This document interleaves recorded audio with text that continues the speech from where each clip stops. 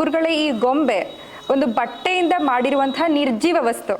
ಇನ್ನು ಇವೆರಡರ ಬಗ್ಗೆ ಮಾತಾಡೋದಾದ್ರೆ, ಇದು ಮರದಿಂದ ಮಾಡಿರುವಂತಹ ಒಂದು ನಿರ್ಜೀವವಾದಂತಹ ವಸ್ತು ಗೊಂಬೆ. ಇದನ್ನ ನಾವು ಹೇಗೆ ಶತ್ರು ಅಂತ ಅನ್ಕೊಂಡು ಈ ಗೊಂಬೆಗಳಿಗೆ, ಇವಾಗ ನಾವು ನೋಡಿರ್ತೀವಿ, ಇಲ್ಲಿ ಚುಚ್ಚಿದ್ರೆ ನಮ್ಮ ಶತ್ರುಗೆ ಬಲ್ಗಡೆ ಕೈ ಹೋಗುತ್ತೆ, ಇಲ್ಲಿ ಚುಚ್ಚಿದ್ರೆ ಬಲ್ಗಡೆ ಕಾಲು ಹೋಗುತ್ತೆ, ಈ ತರ ಹೇಳ್ತಾರಲ್ಲ, ಹೇಗೆ ಇದು ಹೇಗೆ ವರ್ಕ್ ಆಗುತ್ತೆ? ಚುಚ್ಚಿದ್ರೆ ಕೈ ಹೋಗುತ್ತೆ, ಇಲ್ಲಿ ಚುಚ್ಚಿದ್ರೆ ಅದಕ್ಕೆಲ್ಲ ಬೇರೆ ಬೇರೆ ಪ್ರಯೋಗಗಳಿರುತ್ತೆ. ಒಂದು ಪ್ರಯೋಗಕ್ಕೆ ಒಂದೊಂದು ಹೆಸರಿರುತ್ತೆ, ಅದಕ್ಕೆ ತಕ್ಕಂಗೆ ಅದ್ರ ಕೆಲಸವನ್ನ ಮಾಡೋದಿಲ್ಲ. ತ್ರಿಶೂಲ ಭದ್ರಕಾಳಿ ಯಾಗ ಅಂತ ಹೇಳಿದ್ರಲ್ಲ, ಸೊ ಈ ಯಾಗದಲ್ಲಿ ಶತ್ರುವಿನ ಬಂಧನೆಯನ್ನ ಮಾಡಬಹುದು. ಅವನು ನಿಮ್ಮ ತಂಟೆಗೆ ಇಲ್ದ್ರೆ ಮಾಡ್ಬೋದು. ನಿಮ್ಗೆ ಯಾವ ತರ ಕಷ್ಟವನ್ನ ಕೊಟ್ಟು ಆ ಕಷ್ಟವನ್ನ ಕೊಡಬಹುದು. ಆಯ್ತಾ? ಈಗ ಈ ಕೈ ಹೋಗುತ್ತೆ, ಈ ಕೈ ಹೋಗುತ್ತೆ, ಅದಕ್ಕೆಲ್ಲ ಬೇರೆ ಬೇರೆ ಪ್ರಯೋಗಗಳಿರುತ್ತೆ. ಚೂಡಾಮಣಿ ಪ್ರಯೋಗ ಇರುತ್ತೆ, ಕಾಳಿ ಕಟ್ಟಿರುತ್ತೆ, ಆಯ್ತಾ, ಅನ್ವೇಷಣ ಪ್ರಯೋಗ ಇರುತ್ತೆ, ದೂತರೂಪಿಣಿ ಪ್ರಯೋಗ ಇರುತ್ತೆ. ತ್ರಿಶೂಲ ಭದ್ರಕಾಳಿಯ ಒಂದು ಅಂಶ ಇದರಲ್ಲಿ ಸಾವಿರಾರಿದೆ, ಇದರಲ್ಲಿ ಒಂದು ಅಂಶ ಇದೆ.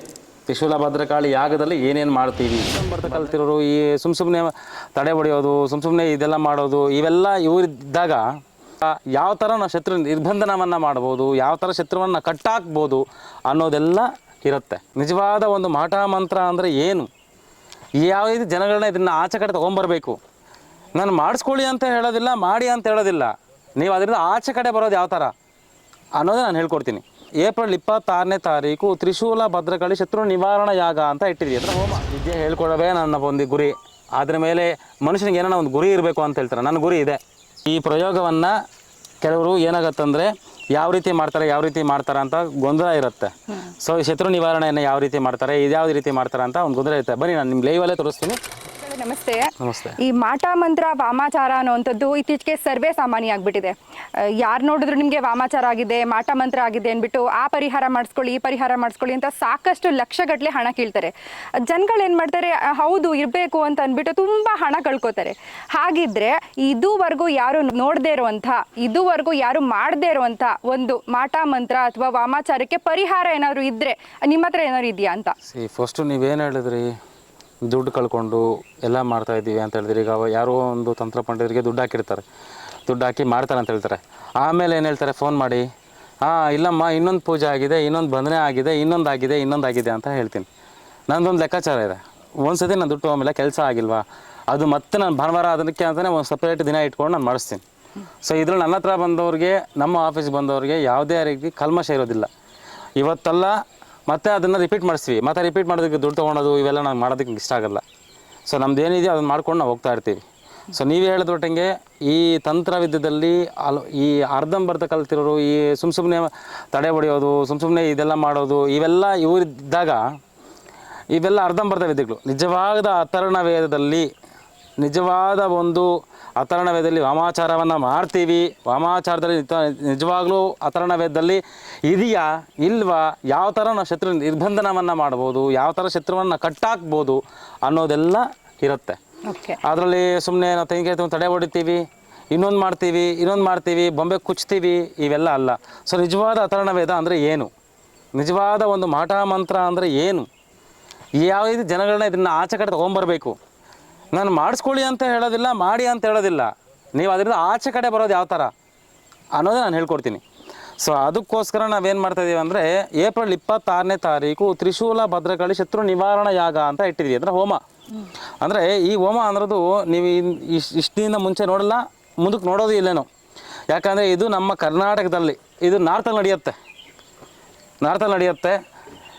ಕರ್ನಾಟಕದಲ್ಲಿ ಪ್ರಪ್ರಥಮ ಮಾಡ್ತಾ ಇರೋದು ನಾನೇ. ತ್ರಿಶೂಲ ಭದ್ರಕಾಳಿ ಶತ್ರು ನಿವಾರಣಾ ಯಾಗ ಅನ್ನೋದು ನಾನೇ ಮಾಡ್ತಾ ಇರೋದು. ಯಾಕೆ ತೋರಿಸ್ಬಿಡಿ ಯಾರನ್ನ ಮಾಡಿದರೆ. ಏಪ್ರಿಲ್ 26ನೇ ತಾರೀಕು ತ್ರಿಶೂಲ ಭದ್ರಕಾಳಿ ಶತ್ರು ನಿವಾರಣಾ ಯಾಗ ಅಂತ ಮಾಡ್ತಾಯಿದ್ದೀವಿ. ಆ ಹೋಮಕ್ಕೆ ತುಪ್ಪವನ್ನು ಹಾಕ್ತೀರಾ. ಸೊ ಇದರಲ್ಲಿ ತುಪ್ಪ ಬಳಸಬಾರ್ದು, ಕೆಲವೊಂದು ನಿಯಮಗಳಿದ್ದಾವೆ, ಅವೆಲ್ಲ ಇರುತ್ತೆ. ಯಾವುದೇ ರೀತಿ ಅವರ ಶತ್ರುಗಳ ಒಂದು ಫೋಟೋಗಳನ್ನು ತೊಗೊಂಬಂದು, ಇಲ್ಲ ಶತ್ರುಗಳ ಒಂದು ಆಧಾರವನ್ನು ಏನೋ ತೊಗೊಂಬಂದು, ಫೋಟೋಗಳಿಂದ ನಡೆಯುತ್ತಾ ಸುಳ್ಳು ಅಂತ ಇರುತ್ತೆ. ನಾವು ಫೋಟೋಗಳಿಂದ ಏನು ಮಾಡ್ತೀವಿ ಅಂದರೆ ಆಧಾರ ಸ್ತಂಭವನ್ನು ಮಾಡ್ಕೊತೀವಿ ಅಷ್ಟೇ. ಫೋಟೋ ಇಟ್ಟು ಅವೆಲ್ಲ ಆಧಾರ ಸ್ತಂಭವನ್ನು ಮಾಡಿಕೊಂಡು ಅವರ ಒಂದು ಶತ್ರು ನಿವಾರಣೆಯಿಂದ ದೂರವನ್ನು ಮಾಡ್ತೀವಿ. ಎಷ್ಟೋ ಜನ ಶತ್ರುಗಳಿಂದ ನಷ್ಟವನ್ನು ಪಡ್ತಾ ಇರ್ತಾರೆ. ಪಕ್ಕದಲ್ಲಿ ಜಮೀನು ವಿಚಾರದಲ್ಲಾಗಿರ್ಬೋದು, ಇಲ್ಲ ಅಡ್ಡ ಗೋಡೆ ಹಾಕಿರ್ಬೋದು, ಅಣ್ಣ ತಮ್ಮನ ಸಮಸ್ಯೆ ಆಗಿರ್ಬೋದು, ತುಂಬ ಕಿರುಕುಳ, ಇಲ್ಲ ನಾದ್ನಿಗಳ ಸಮಸ್ಯೆಗಳಾಗಿರ್ಬೋದು. ಯಾಕಂದರೆ ಒಂದು ಒಳ್ಳೆ ಕುಟುಂಬನ ಹಾಳು ಮಾಡೋಕ್ಕಂತಲೇ ಕೆಲವರು ಬಂದಿರ್ತಾರೆ. ಇಲ್ಲ ಒಳ್ಳೆ ಕುಟುಂಬನ ಇನ್ನೊಬ್ಬರಿಂದ ಹಾಳಾಗಿರುತ್ತೆ. ಜಮೀನು ವಿಚಾರ ಆಗಿರ್ಬೋದು, ದುಡ್ಡಿನ ವಿಚಾರದಲ್ಲಿ ಆಗಿರ್ಬೋದು, ಶತ್ರು ತಾನಾಗಿ ತಾನು ಹುಟ್ಟುಬಿಡುತ್ತಾನೆ. ಆ ಹುಟ್ಟುವನು ಕೂಡ ನಿಮ್ಮ ಒಳ್ಳೆ ಸ್ನೇಹಿತನಾಗಬೇಕಾ ಅವನು, ಇಲ್ಲ ಅಂದರೆ ನಿಮಗೆ ಯಾವ ಥರ ಬೇಕು ಅಂದರೆ ಶತ್ರು ನಿಮ್ಮನ್ನ ದೂರ ಆಗಬೇಕಾ, ಅವ್ನು ನಿಮ್ಮ ತಂಟೆಗೆ ಬರ್ದಿರ ಮಾಡಬೇಕಾ ಅನ್ನಕ್ಕಂಥದ್ದೇ ಈ ತ್ರಿಶೂಲ ಭದ್ರಕಾಳಿ ಶತ್ರು ನಿವಾರಣಾ ಯಾಗ ಅಂತ ಇಟ್ಟಿದ್ದೀವಿ. ಇದು ಏಪ್ರಿಲ್ 26ನೇ ತಾರೀಕು ಶ್ರೀರಂಗಪಟ್ಟಣದಲ್ಲಿ ನಾವು ಹಮ್ಮಿಕೊಂಡಿದ್ದೀವಿ. ಯಾವ ಜಾಗದಲ್ಲಿ? ಈ ಶ್ರೀರಂಗಪಟ್ಟಣದಲ್ಲಿ ಗೋಸಾಯಿ ಘಾಟ್ ಅಂತ ಬರುತ್ತೆ, ಆ ಇದರಲ್ಲಿ ನಾವು ಅಂದ್ಕೊತಾ ಇದ್ದೀವಿ. ಓಪನ್ ಚಾಲೆಂಜ್ ಮಾಡ್ತಾರೆ, ನಿಜವಾಗ್ಲೂ ಆಗ್ಬಿಡುತ್ತೆ ಅವ್ರ ಹತ್ರ ಹೋದ್ರೆ ಅಂತ, ಇದಕ್ಕೆ ಏನು ಹೇಳಕ್ ಇಷ್ಟಪಡ್ತೀರಾ? ಆಗಿರೋ ಇದಾವೆ కాబట్టి ಹೇಳ್ತಿದ್ದೀನಿ. ಇವಾಗ ನಾನು ಇವಾಗ ಒಂದು ಎಕ್ಸಾಂಪಲ್ ಹೇಳ್ತೀನಿ ಮೇಡಮ್. ನಿಮ್ಮ ಹತ್ರ ಗಾಡಿ ಇದೆ, 100 ರೂಪಾಯಿ ಮಾಡಿದ್ರೆ ಪೆಟ್ರೋಲ್ ಹಾಕ್ಸ್ಕೊಬೇಕು. ನೀವು 100 ರೂಪಾಯಿ ಹಾಕಪ್ಪ ಧೈರ್ಯವಾಗಿ ಅಂತ ಹಾಕಲ್ವಾ ನೀವು?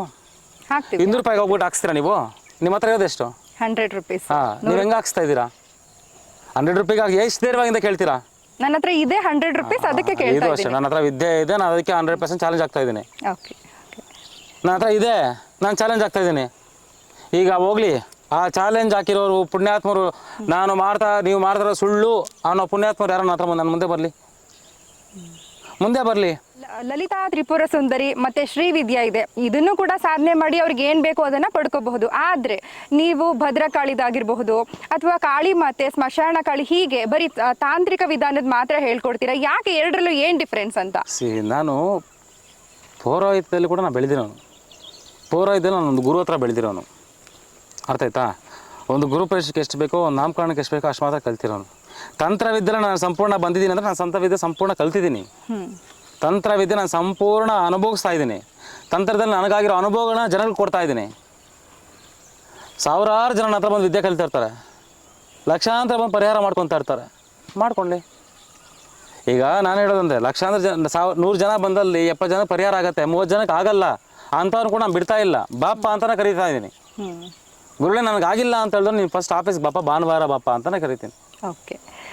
ಇವಾಗ ಗುರುಗಳೇ, ಯಾರಿಗಾರು ಸಮಸ್ಯೆ ಇದೆ ಅಂತ ಅಂದಾಗ ಒಂದು ಮಂಡಲವನ್ನ ಹಾಕಿ ಅಥವಾ ಬೊಂಬೆ ಇಟ್ಕೊಂಡು ಹೀಗೆಲ್ಲ ಪರಿಹಾರವನ್ನ ಮಾಡ್ತಾರೆ ಅಥವಾ ಪ್ರಯೋಗವನ್ನ ಮಾಡ್ತಾರೆ. ಏನ್ ಹಾಗಂದ್ರೆ ನೀವು ನೇರವಾಗಿ ನಮ್ಗೆ ಅದನ್ನ ತೋರಿಸ್ಕೊಡ್ಬೇಕು ಅಂತ ಕೇಳ್ಕೊತೀನಿ. ಖಂಡಿತ. ಈಗ ಅದನ್ನೇ ಹೇಳಿದ್ದು, ಈಗ ತ್ರಿಶೂಲ ಭದ್ರಕಾಳಿ ಯಾಗದ್ದು ನೇರವಾಗಿ ನಿಮ್ಗೆ ಯಾವ ಥರ ನಾವು ಮಾಡ್ತೀವಿ. ಯಾಕಂದ್ರೆ ಜನಗಳಿಗೆ ಯಾಗ ಅಂದರೆ ಎಲ್ಲ ಥರನೂ ಹೋಮವನ್ನು ಮಾಡಿ ಎಲ್ಲ ಥರನೂ ಹವನಗಳಾಕಿ ಮಾಡ್ತಾರೆ ಅಂತ ಇರುತ್ತೆ.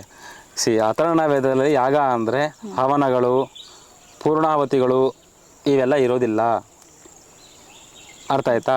ಯಾಗ ತ್ರಿಶೂಲ ಭದ್ರಕಾಳಿ ಯಾಗ ಅಂದರೆ ಅರ್ಥ ಆಯ್ತಾ? ತ್ರಿಶೂಲವನ್ನು ನಾವು ಇಟ್ಕೊಂಡಿದ ತಕ್ಷಣ ನಮಗೆ ಏನೋ ಆಗೋಯ್ತು, ಇದೇನಾಗೋಯ್ತು. ನಾನು ಫಸ್ಟ್ ಹೇಳಿದ್ದೀನಿ, ನಾನು ಫಸ್ಟು ಅದನ್ನು ಅರಿಸ್ಕೊತೀನಿ, ಇದು ಕರೆಕ್ಟಾ, ಇದು ನಿಜನಾ ಅಂತ ನಾನು ಪರೀಕ್ಷೆ ಮಾಡ್ಕೊತೀನಿ. ಫಸ್ಟ್ ನಂದು ಪರೀಕ್ಷೆ ಮಾಡ್ಕೊತೀನಿ, ಆಮೇಲೆ ನಾನು ಜನರ ಮೇಲೆ ಪ್ರೇರಣೆ ಬಿಡ್ತೀನಿ. ಸಂಪೂರ್ಣ ವಿದ್ಯಾದಾನ ಕಲ್ತಿರೋಕ್ಕೋಸ್ಕರ ನಾನು ಚಾಲೆಂಜ್ ಆಗ್ತೀನಿ, ಓಪನ್ನಾಗಿ ಮಾತಾಡ್ತೀನಿ. ಕೆಲಸ ಆಗಿಲ್ವಾ ಪದೇ ಮಾಡ್ತೀನಿ. ನನ್ನ ಚಾಲೆಂಜ್ ತೊಗೊತೀನಿ. ಯಾಕಾಗಿಲ್ಲ ನನಗೆ ಚಾಲೆಂಜ್ ತೊಗೊತೀನಿ. ಈಗ ದಿನಕ್ಕೆ 1000 ಜನ ಫೋನ್ ಮಾಡ್ತಾರೆ ನಮ್ಮ ಆಫೀಸಿಗೆ, ಅದಕ್ಕಂತ 3 ಜನ ಇದ್ದಾರೆ ಮಾತಾಡೋದಕ್ಕೆ. 1000 ಜನ ಪಿಕ್ ಮಾಡಿ ಅಂದ್ಬಿಟ್ಟು ಅವ್ರು ರೆಸ್ಪಾನ್ಸೇ ಕೊಡಲ್ಲ ಅಂತ ಹೇಳ್ತಿರ್ತಾರೆ. 1000 ಜನ ಮಾತಾಡೋದೇ ನಮ್ಗೆ ಸುಸ್ತಾಗಿರುತ್ತೆ. ಸೊ ಎಲ್ಲ ಥರನೂ ಇನ್ನೂ ದೊಡ್ಡದಾಗೇ ಮಾಡ್ತೀನಿ. ನೋಡಿ, ನಾನು ಎಲ್ಲರಿಗೆಲ್ಲ ಬಂದೆ, ಸುಭಾಷ್ ಬೆಳೆಯೋದೆ ಇನ್ನೂ ಮಾಡ್ತಾನೆ, ಇನ್ನೂ 10 ಜನಕ್ಕೆ ಪರಿಹಾರ ಮಾಡ್ತಾನೆ. ನಾನು 10 ಜನಕ್ಕೆ ವಿದ್ಯೆ ಹೇಳ್ಕೊಡ್ತಾ ಇರ್ತಾನೆ. ನಿಮ್ಮ ಕೈಯಲ್ಲಿ ಆಗಿದ್ದು ಮಾಡ್ಕೊಳ್ಳಿ. 4 ಜನಕ್ಕೆ ಪರಿಹಾರ ಮಾಡೋದೇ ನಂಗೆ ಗೊತ್ತಿರೋದು. ಜನಗಳಿಗೆ ನನಗೂ ಪರಿಹಾರ ಕೊಡೋವೇ ನನ್ನ ಒಂದಿದು, ಆಯಿತಾ? ವಿದ್ಯೆ ಹೇಳ್ಕೊಡೋವೇ ನನ್ನ ಒಂದು ಗುರಿ. ಅದ್ರ ಮೇಲೆ ಮನುಷ್ಯನಿಗೆ ಏನೋ ಒಂದು ಗುರಿ ಇರಬೇಕು ಅಂತ ಹೇಳ್ತಾರೆ. ನನ್ನ ಗುರಿ ಇದೆ, ವಿದ್ಯೆ ಹೇಳ್ಕೊಡೋದು, ಜನಕ್ಕೆ ಪರಿಹಾರ ಮಾಡ್ಕೊಡೋದು, ಇದೇ ನನ್ನ ಗುರಿ. ಯಾರೇನು ಬೇಕೋ ಅಂದ್ಕೊಳ್ಳಿ, ಯಾರೇನು ಬೇಕೋ ಮಾಡ್ಕೊಳ್ಳಿ, ಯಾಕೆ ತಲೆ ಕೆಡ್ಸ್ಕೊಬೇಕು? ಈ ಪ್ರಯೋಗವನ್ನು ಕೆಲವರು ಏನಾಗತ್ತಂದರೆ ಯಾವ ರೀತಿ ಮಾಡ್ತಾರೆ ಅಂತ ಗೊಂದಲ ಇರುತ್ತೆ. ಸೊ ಈ ಶತ್ರು ನಿವಾರಣೆಯನ್ನು ಯಾವ ರೀತಿ ಮಾಡ್ತಾರೆ, ಇದ್ಯಾವ ರೀತಿ ಮಾಡ್ತಾರೆ ಅಂತ ಒಂದು ಗೊಂದಲ ಇರುತ್ತೆ. ಬನ್ನಿ, ನಾನು ನಿಮ್ಗೆ ಲೈವಲ್ಲೇ ತೋರಿಸ್ತೀನಿ, ಬನ್ನಿ. ಗುರುಗಳೇ, ಈ ಗೊಂಬೆ ಒಂದು ಬಟ್ಟೆಯಿಂದ ಮಾಡಿರುವಂತಹ ನಿರ್ಜೀವ ವಸ್ತು. ಇನ್ನು ಇವೆರಡರ ಬಗ್ಗೆ ಮಾತಾಡೋದಾದ್ರೆ, ಇದು ಮರದಿಂದ ಮಾಡಿರುವಂತಹ ಒಂದು ನಿರ್ಜೀವವಾದಂತಹ ವಸ್ತು ಗೊಂಬೆ. ಇದನ್ನ ನಾವು ಹೇಗೆ ಶತ್ರು ಅಂತ ಅನ್ಕೊಂಡು ಈ ಗೊಂಬೆಗಳಿಗೆ ಇವಾಗ ನಾವು ನೋಡಿರ್ತೀವಿ, ಇಲ್ಲಿ ಚುಚ್ಚಿದ್ರೆ ನಮ್ಮ ಶತ್ರುಗೆ ಬಲ್ಗಡೆ ಕೈ ಹೋಗುತ್ತೆ, ಇಲ್ಲಿ ಚುಚ್ಚಿದ್ರೆ ಬಲ್ಗಡೆ ಕಾಲು ಹೋಗುತ್ತೆ, ಈ ತರ ಹೇಳ್ತಾರಲ್ಲ, ಹೇಗೆ ವರ್ಕ್ ಆಗುತ್ತೆ ಗುರುಗಳೇ?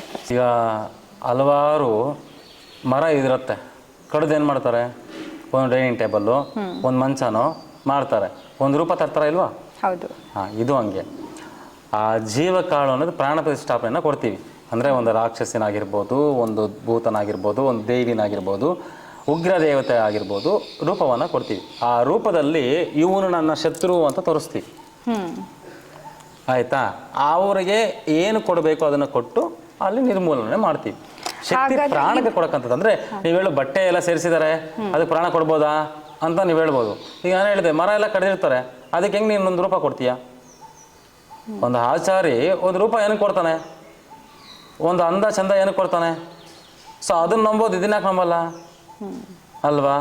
ಹಾಗಿದ್ರೆ ಈ ಒಂದು ನಿರ್ಜೀವವಾದಂತ ವಸ್ತುಗೆ ಇಲ್ಲಿ ಚುಚ್ಚಿದ್ರೆ ಶತ್ರುಗೆ ಕೈ ಮುರಿದೋಗುವಂತದ್ದು ಹಂಗಲ್ಲ. ಇಲ್ಲಿ ಚುಚ್ಚಿದ್ರೆ ಕೈ ಹೋಗುತ್ತೆ, ಇಲ್ಲಿ ಚುಚ್ಚಿದ್ರೆ ಅದಕ್ಕೆಲ್ಲ ಬೇರೆ ಬೇರೆ ಪ್ರಯೋಗಗಳಿರುತ್ತೆ. ಒಂದು ಪ್ರಯೋಗಕ್ಕೆ ಒಂದೊಂದು ಹೆಸರಿರುತ್ತೆ, ಅದಕ್ಕೆ ತಕ್ಕಂಗೆ ಅದ್ರ ಕೆಲಸವನ್ನ ಮಾಡಬೇಕು. ಇದು ನಾನು ಮಾಡ್ಬೇಕಾರದು ಶತ್ರುವಿನ ಬಂಧನೆಯನ್ನ ಮಾಡಬಹುದು. ಶತ್ರುವಿನ ಈಗ ಹೇಳಿದ್ರಲ್ಲ ತ್ರಿಶೂಲ ಭದ್ರಕಾಳಿ ಯಾಗ ಅಂತ ಹೇಳಿದ್ರಲ್ಲ, ಸೊ ಈ ಯಾಗದಲ್ಲಿ ಶತ್ರುವಿನ ಬಂಧನೆಯನ್ನ ಮಾಡಬಹುದು. ಅವನು ನಿಮ್ಮ ತಂಟೆಗೆ ಇಲ್ದಿರ ಮಾಡ್ಬೋದು. ಅವನು ನಿಮ್ಮ ಯಾವುದು ಎಷ್ಟು ಕಾಟ ಕೊಟ್ಟರು ಅವನ್ನ ನಿಮ್ಮ ಒಂದು ನಿಮ್ಮ ಹತ್ರ ಏನೂ ಬರ್ದಿರ ಆ ಥರ ಮಾಡ್ಬೋದು. ಮತ್ತೆ ಆ ಶತ್ರುವಿಗೆ ಕಷ್ಟವನ್ನ ಕೊಡ್ಬೋದು. ನಿಮ್ಗೆ ಯಾವ ಥರ ಕಷ್ಟವನ್ನು ಕೊಟ್ಟು ಆ ಕಷ್ಟವನ್ನ ಕೊಡ್ಬೋದು. ಆಯ್ತಾ?